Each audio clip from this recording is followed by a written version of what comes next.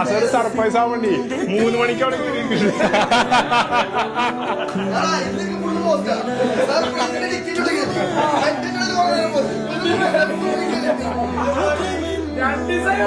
കാണികൾ പ്രതീക്ഷിക്കാത്ത എൻട്രി.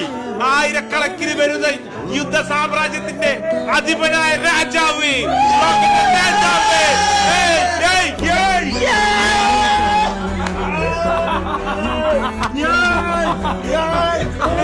ആയിരക്കണക്കിന് വരുന്ന കുടുംബ പ്രേക്ഷകരുടെയും യുവാക്കളുടെയും യുവതികളുടെയും മനങ്ങൾ കവരുന്ന ബ്ലോഗിലെ താര രാജാവ് എഴുന്നള്ളുന്നു.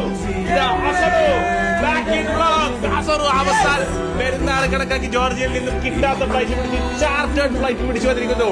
അസറുദ്ദീൻ തുപ്പിനിക്കാട്.